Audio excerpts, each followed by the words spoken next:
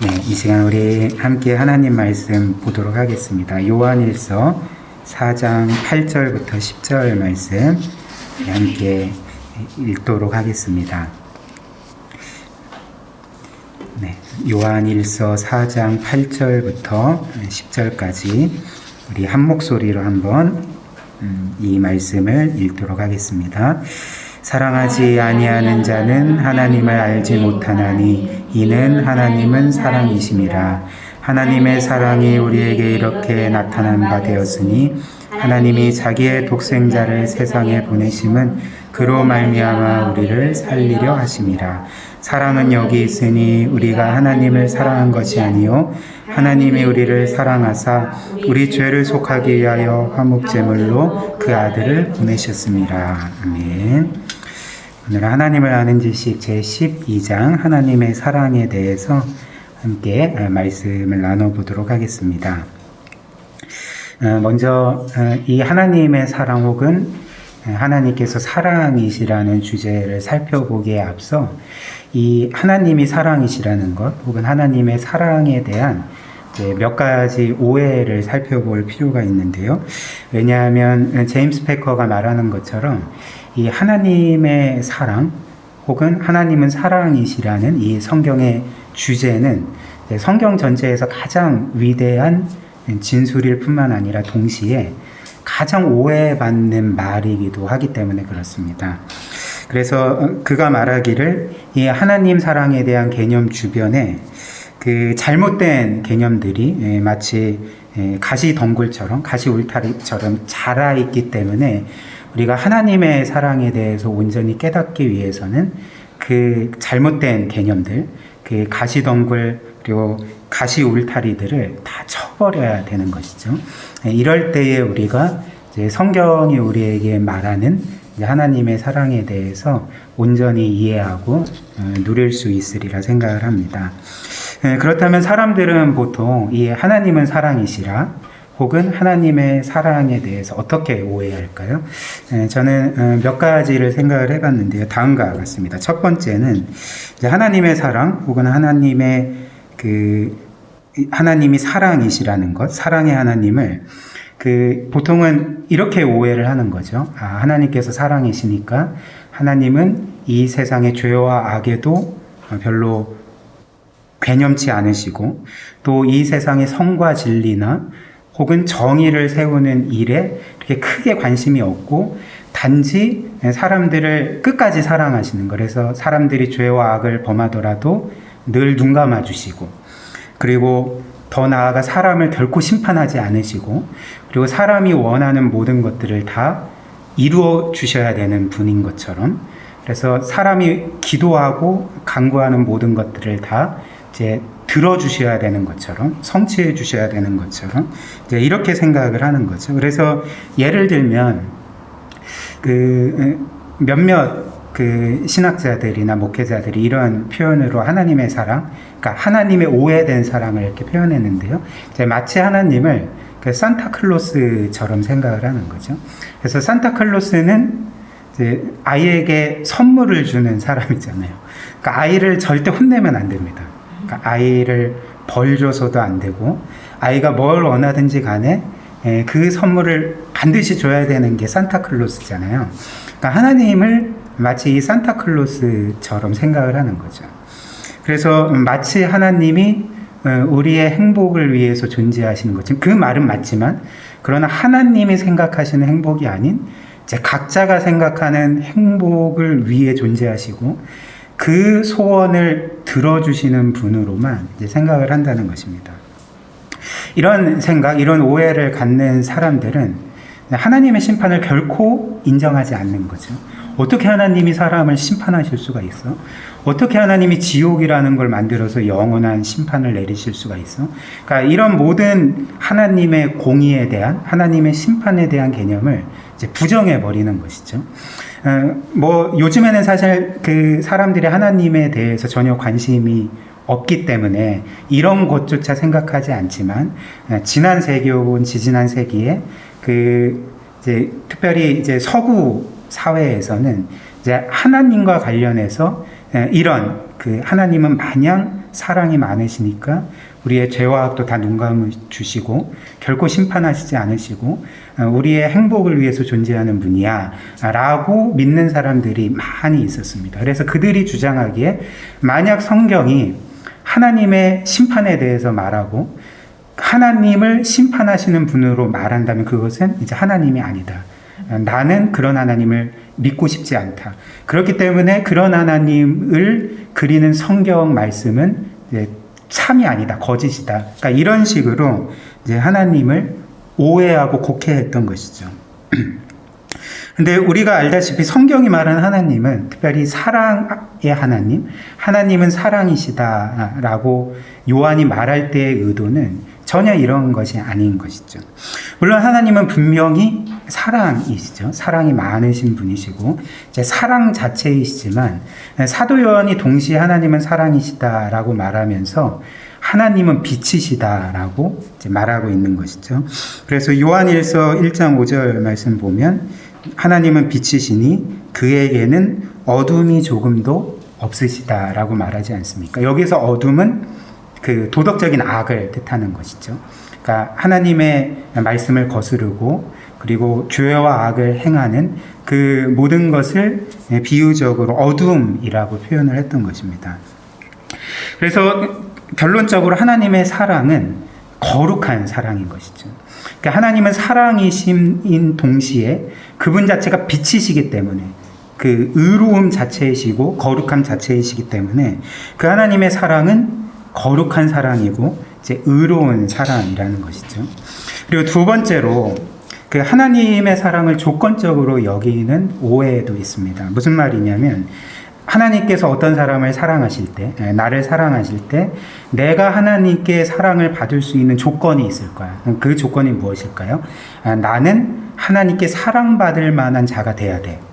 그래야만 하나님이 나를 사랑하실 거야 라는 그런 그 오해가 있다는 것입니다. 예를 들면 우리는 보통 과거에 이렇게 생각하지 않았습니까? 한 사람이 하나님의 사랑을 받는 방법이 뭘까?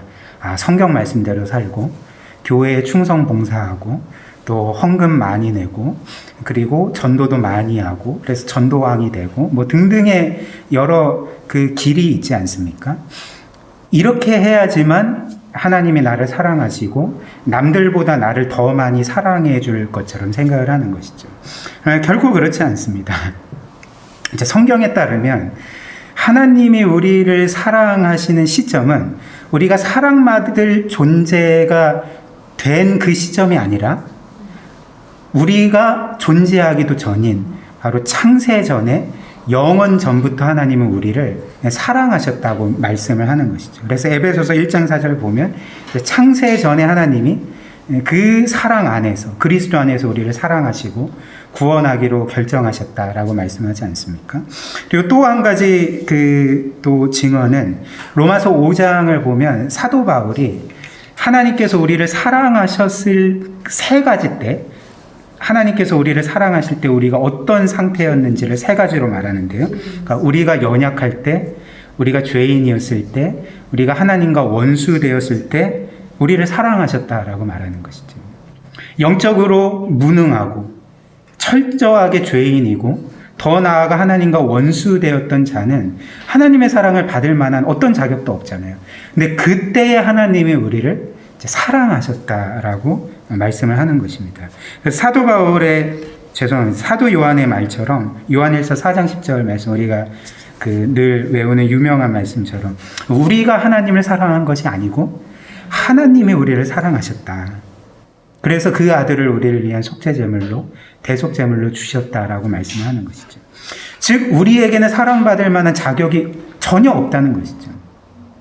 하나님을 사랑하지도 않고 하나님을 인정하지도 않고 아니 하나님이라는 것을 전혀 생각하지도 않는 것이 우리였는데 하나님은 아무 자격 공로 없는 우리를 영원 전 창세 전부터 이제 사랑하셨다라고 이제 말씀을 하는 것입니다.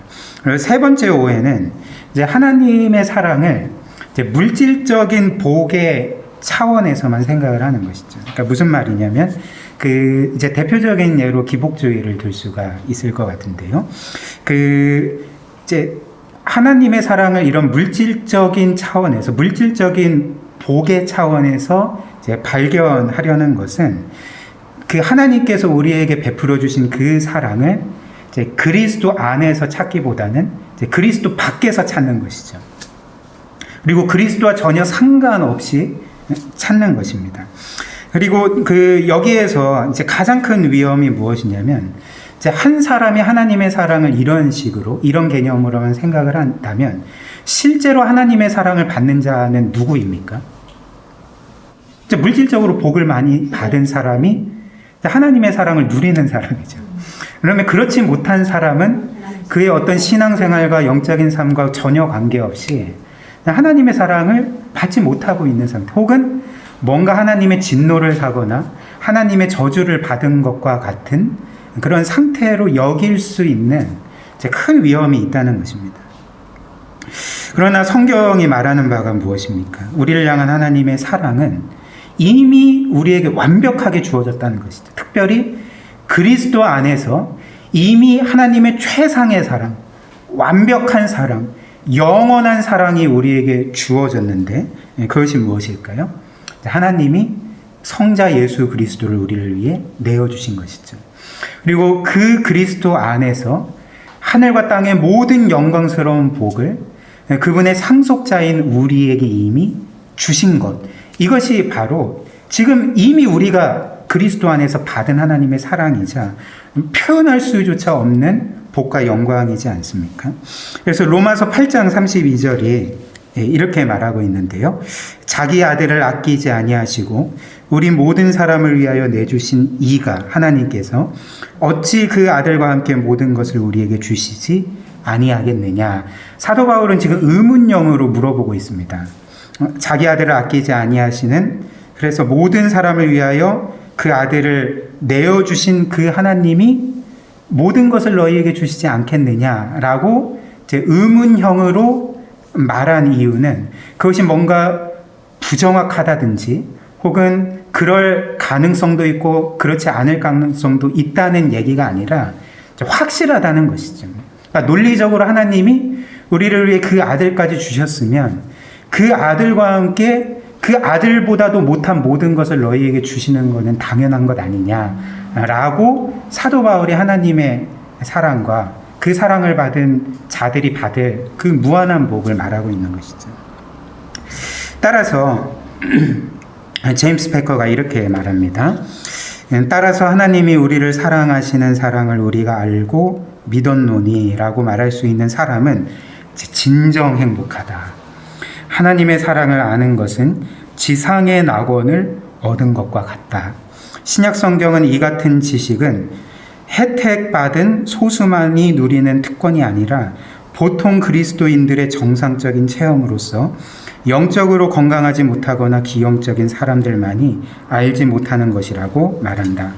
바울이 우리에게 주신 성령으로 말미암아 하나님의 사랑이 우리 마음에 부은 바 됨이니라고 했을 때에 그 말은 아우구스티누스가 생각했던 것처럼 하나님에 대한 사랑이 아니라, 즉 하나님에 대한 우리의 사랑이 아니라 우리에 대한 하나님의 사랑을 아는 지식이라는 의미다 라고 말했습니다.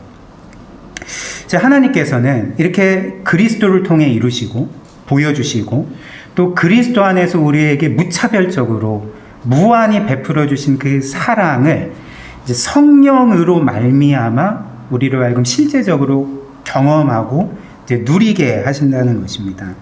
그래서 이어서 우리는 로마서 5장 1절부터 5절 말씀을 통해 이제 하나님이 이 사랑을 성령을 통해 성령으로 말미암아 우리 마음에 이제 부어 주신다는 게 무슨 의미인지 이제 살펴보도록 하겠습니다. 로마서 5장 1절부터 5절 우리 함께 읽어볼까요? 한 절씩 읽도록 하겠습니다. 제가 먼저 1절을 읽겠습니다.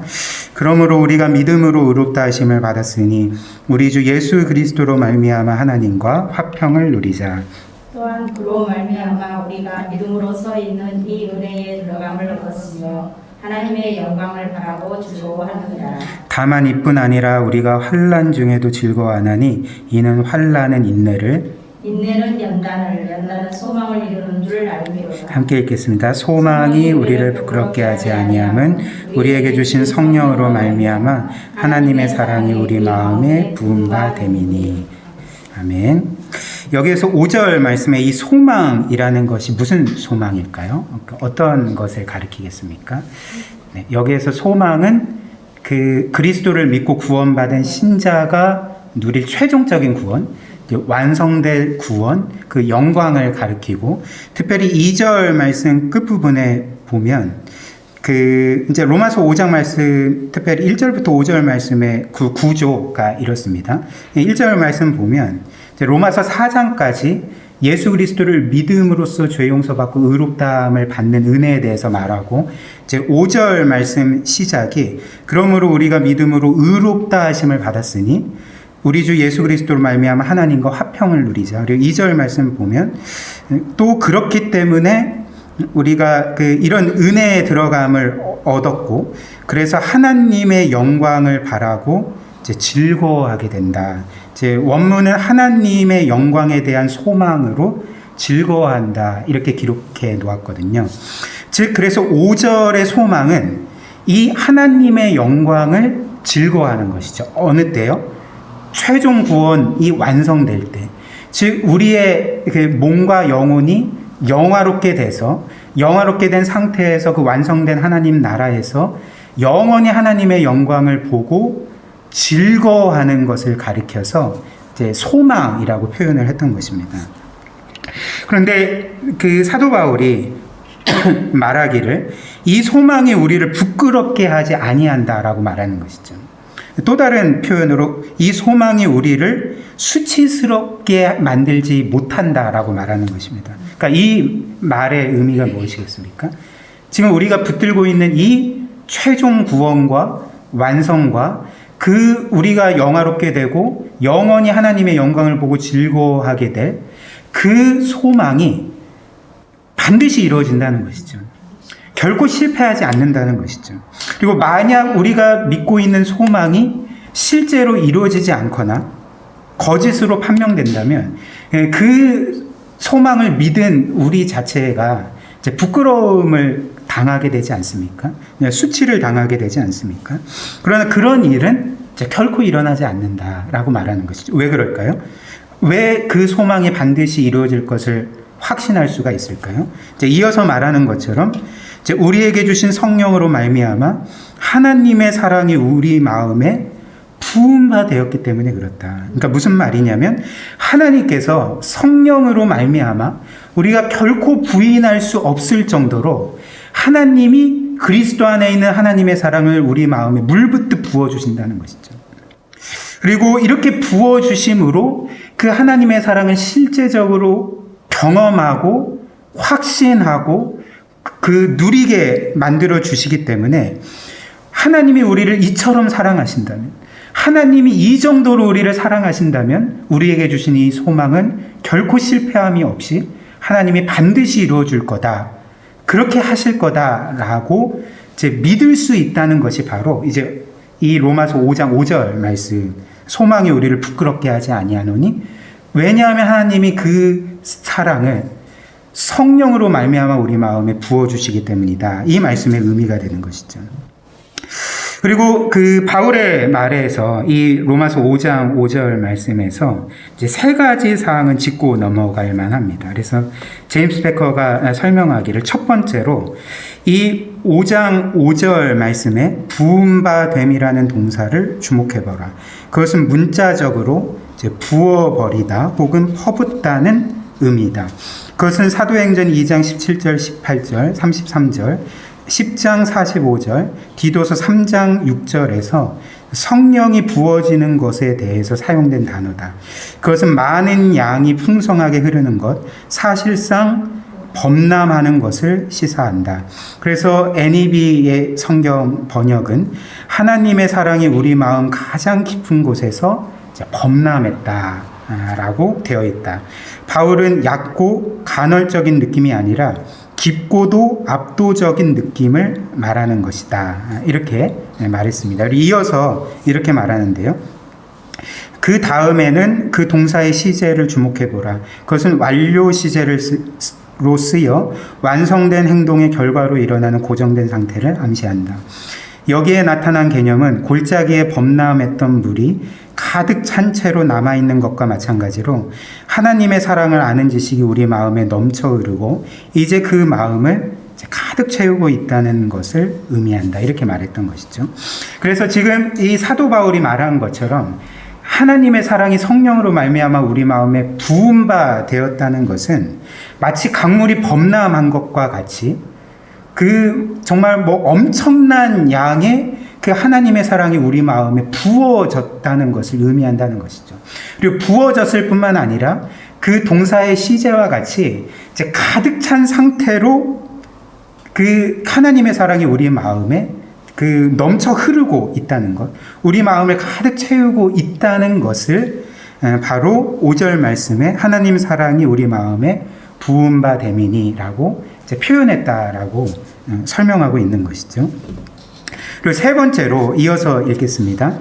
이러한 지식을 심어주는 것은 성령을 받아들이는 사람들, 지금 모든 거듭난 사람, 모든 참된 신자에 대한 성령의 정규적인 사역의 일부로 묘사되어 있다. 이 말이 중요한데요. 그 무슨 말일까요? 지금 하나님께서 성령으로 말미암아 우리 마음에 하나님 사랑, 그리스도 안에 있는 하나님의 사랑을 부어주시는 것이 성령의 사역인데 성령의 사역 중에 가장 일반적이고 그리고 가장 주된 사역임을 말하고 있는 것이죠. 그래서 실제로 성경을 보면 성령 하나님의 가장 중요한 사역이 무엇이라고 말합니까? 성령의 가장 중요한 사역은 우리에게 그리스도를 보여주는 것이죠. 그리고 그리스도께서 어떤 분이시고 또 어떤 말씀을 하셨고 우리를 위해 궁극적으로 어떤 일을 행하셨는지 그리고 더 나아가 그리스도 안에 그 하나님의 사랑을 우리에게 보여주시고 깨닫게 해주시고 믿게 해주시고 확신하게 해주시고 누리게 하시는 것이 성령의 주되고 일반적이고 통산적인 사역이라는 것이죠. 그래서 그 주님께서 친히 성령이 이 땅에 오실 때 우리에게 어떤 사역을 행하실지에 대해서 말씀을 하셨는데요. 대표적으로 요한 복음 14장 26절 그리고 15장 26절에 이렇게 말씀을 하셨습니다. 14장 26절 우리 함께 읽어볼까요? 보혜사 곧 아버지께서 내 이름으로 보내실 성령 그가 너희에게 모든 것을 가르치고 내가 너희에게 말한 모든 것을 생각나게 하리라. 보혜사 곧 아버지께서 내 이름으로 보내실 성령. 지금 성부께서 이 성령 하나님을 우리에게 보내주실 때에 누구의 이름으로 보내주신다고 말씀합니까? 지금 내 이름, 즉 예수 그리스도의 이름으로 보내주신다고 말씀을 하고 있는 것이죠. 그 주님께서, 그 하나님께서 우리에게 성령을 보내주실 때에 그리스도의 이름으로 보내주신다는 것은 이런 배경을 갖고 있습니다. 옛날에 보면 왕이 다른 나라에 사신을 보내지 않습니까? 근데 사신을 보낼 때 누구의 이름으로 보냅니까? 그러니까 그 왕의 이름으로 보내는 것이죠. 그러니까 사신의 이름으로 가는 것이 아니라 그 사신은 자기 이름이 아닌 왕의 이름으로 다른 나라의 대표로 가는 것이죠. 사신으로 가는 것이죠. 그래서 그 사신은 자기 이름이 아닌 왕의 이름으로 그 나라에 가고 그 나라 왕의 앞에 섰기 때문에 그가 하는 일은 철저하게 왕의 명령을 전하고 혹은 왕의 어떤 조약이나 혹은 친선의 글이나 뭐 여러 가지를 전하고 그리고 왕이 시킨 일들을 철저하게 수행하는 것이 그러니까 왕의 이름으로 간 사신들이 아닙니까? 근데 하나님께서 성부 하나님께서 성령을 보내주실 때에 성부의 이름뿐만 아니라 성자의 이름으로 우리에게 보내주신다는 이름은 무엇을 의미하겠습니까?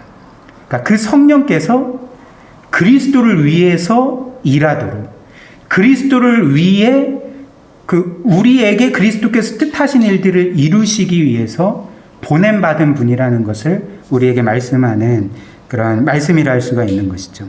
그래서 그 일이 무엇일까요? 이어서 보니까 그가 너희에게 모든 것을 가르치고 특별히 내가 너희에게 말한 모든 것을 생각나게 하리라.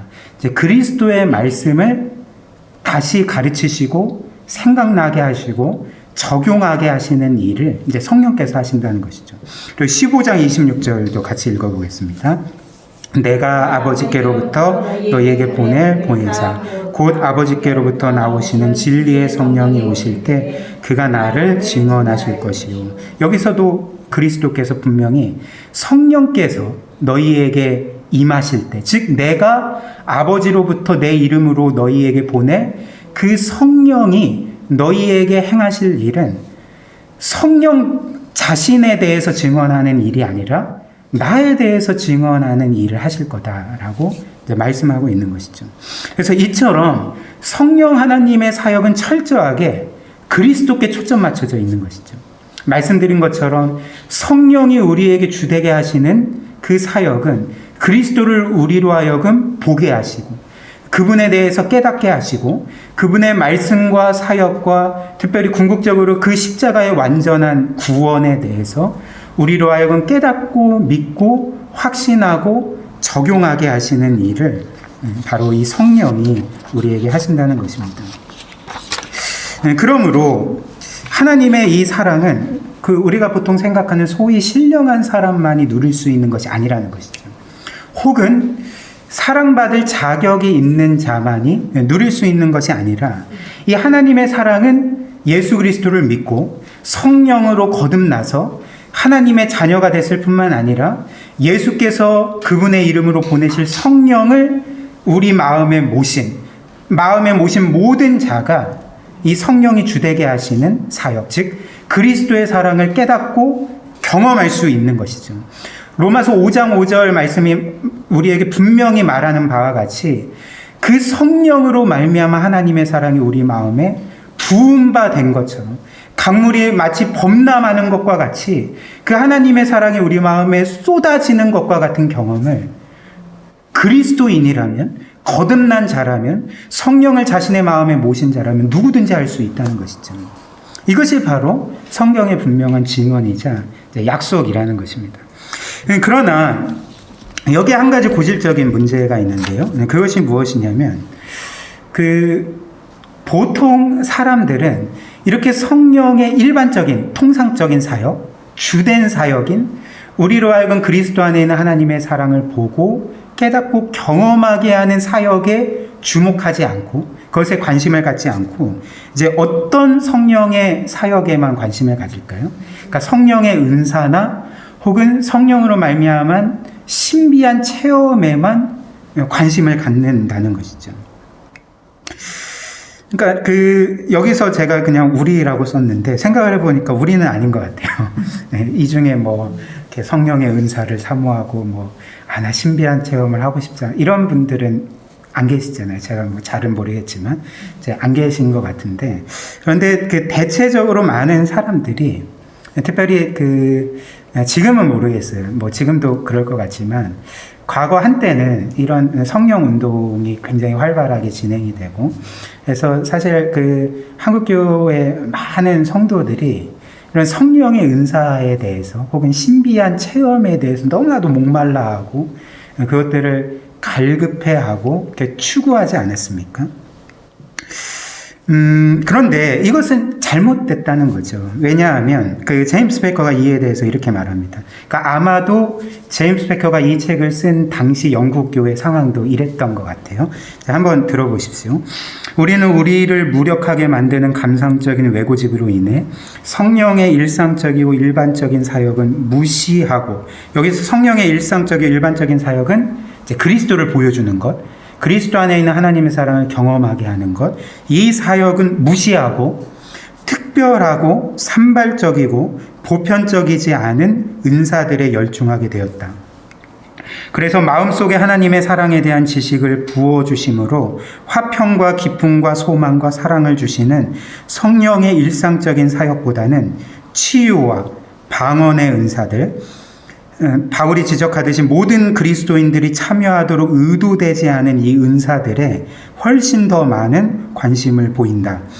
하지만 전자가 후자보다 훨씬 중요하다. 전자가 무엇입니까?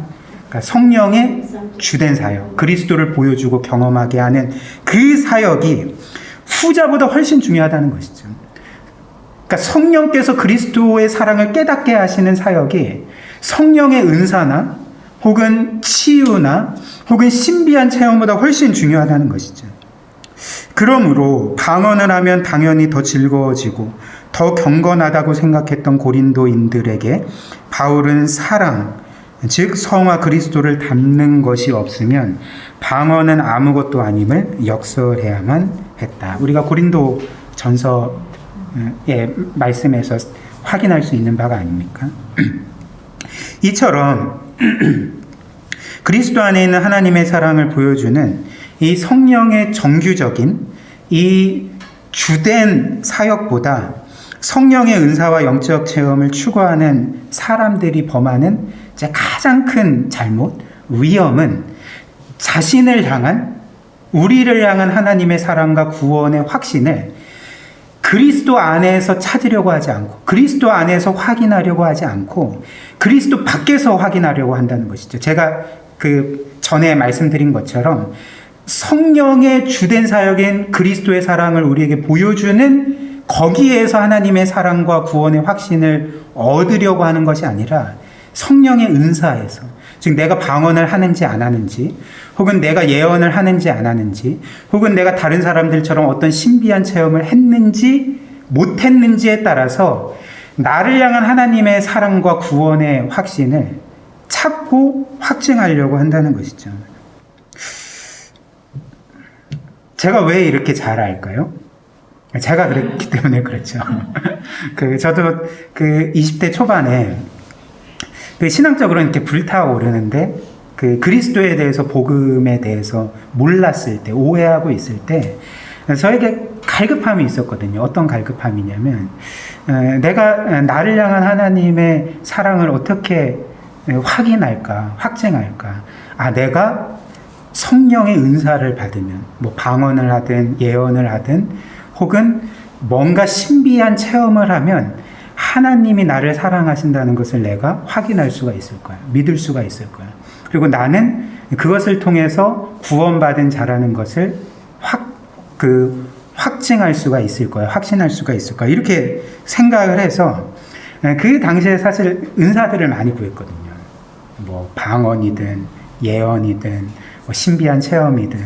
그래서 뭐 소위 어떤 사람들처럼 이렇게 기도하는 가운데 하나님이 환상 가운데 그리스도를 보여주시고 내가 너를 사랑한다, 이런 식으로 환상을 보기를 원해서 그때 참 많이 기도를 했습니다. 근데 최근 들어서 재밌던 게 제가 여기 내려와서 김영희 목사님께서 인도하시는 스터디 그룹에 합류를 했거든요. 저희 노예 목사님들이 함께 모여서 이제 공부하는 모임이 있는데요. 제가 이런 이야기를 나누니까 한 목사님이 자기도 그러셨다는 거예요. 자기도 청년 때 정말 너무나도 간절하게 성령의 그런 신비한 체험들, 은사들을 구했고 거기에서 하나님의 사랑을 확증하려고 했다, 이렇게 말씀을 하시더라고요. 그런데 불행하게도 이런 시도는 반드시 실패합니다. 그런 식으로 하나님의 사랑을 확신할 수 없고, 그리고 자신을 향한 그 하나님의 은혜와 그 구원과 또 약속하신 복들을 확증할 수가 없는 것이죠. 왜 그럴까요? 먼저 성경에 따르면 성령의 은사는 사실 모든 사람에게 주어지는 것이 아닙니다. 그러니까 모든 사람이 받을 수 있는 것이 아니라는 것이죠. 특별히 고린도전서 12장에 따르면 이 은사라는 것은 하나님께서 그분의 선하신 뜻에 따라 주권적으로 각 사람에게 그분이 생각하시기에 필요한 만큼, 적절한 만큼 베풀어 주시는 것이 은사이거든요. 그래서 사도 바울이 뭐라고 말합니까? 이제 모든 사람이 방언을 하겠느냐? 모든 사람이 예언을 하는 자겠느냐? 모든 사람들이 병을 고치겠느냐? 그렇지 않다라고 말하지 않습니까? 그래서 이 특정한 사람들에게만 주시는 은사에서 보편적인 하나님의 사랑을 발견하려고 한다면 반드시 실패한다는 것이죠. 그리고 무엇보다도 이제 하나님은 우리를 향한 그분의 사랑과 또 구원의 은혜와 또 약속하신 모든 복과 영광을 성령의 은사와 어떤 신비한 체험을 통해서 우리에게 베풀어 주시는 것이 아니라 그리스도를 통해 주시는 것이죠. 그리스도 안에 주시는 것이고, 특별히 2000년 전에 그리스도께서 우리를 위해 십자가에 못 박혀 죽으시고 부활하심으로 이미 우리에게 주어진 것이라는 것을 우리가 기억해야 된다는 것이죠. 그래서 이런 이유로 사도 바울이 에베소 교회 성도들에게 그들을 위해 기도할 때 어떻게 기도를 하냐면, 이들이 그리스도의 사랑을 깨닫게 해주십시오. 그리스도의 사랑을 깊이 깨닫고 경험하게 해주십시오라고 이제 기도를 했던 것이죠. 그래서 에베소서 3장 14절, 15절, 14절부터 19절 말씀인데요. 제가 읽어드리겠습니다.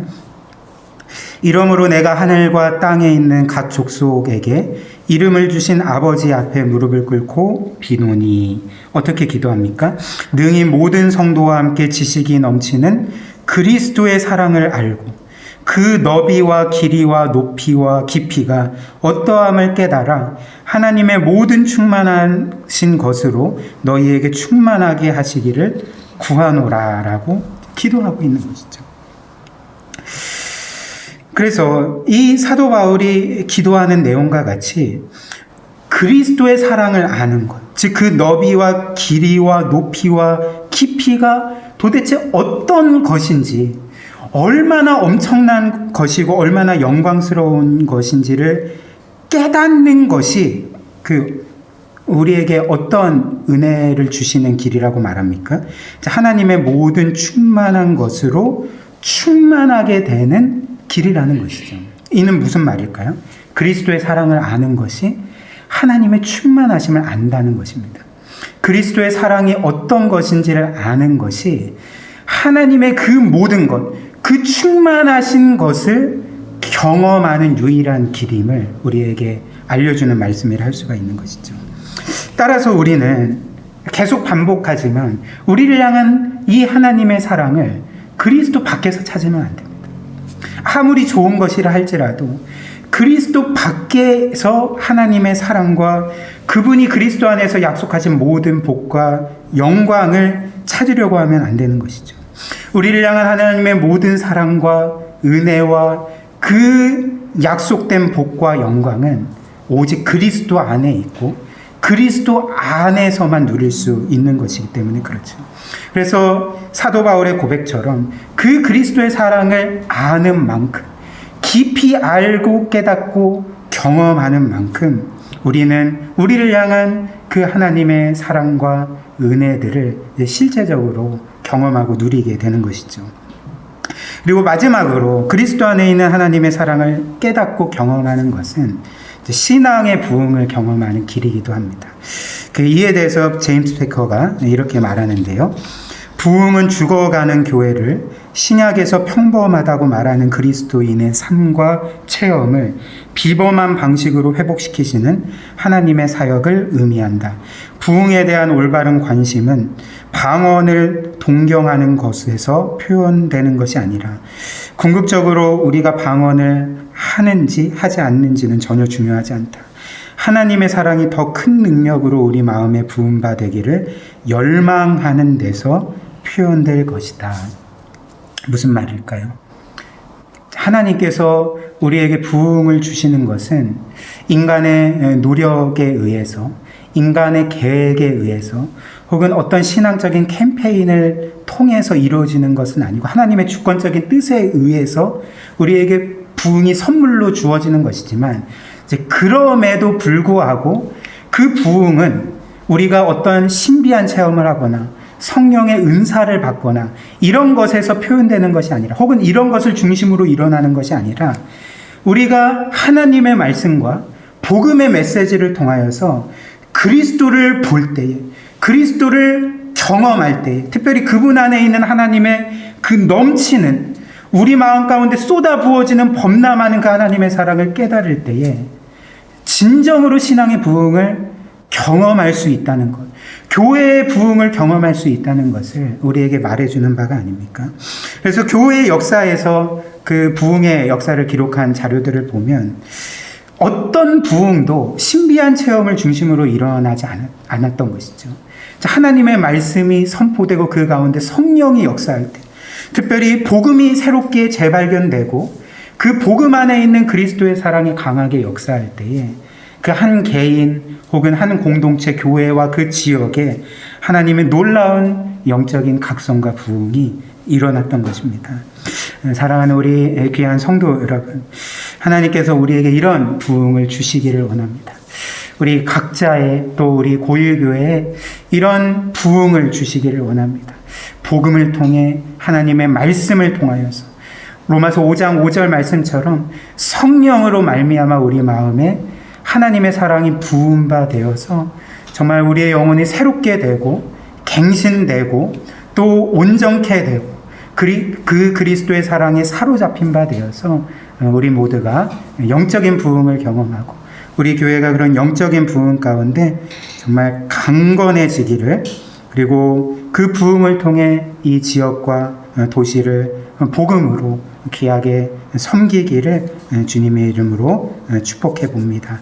이런 은혜를 우리가 오늘도 이 시간 간절하게 구했으면 좋겠습니다.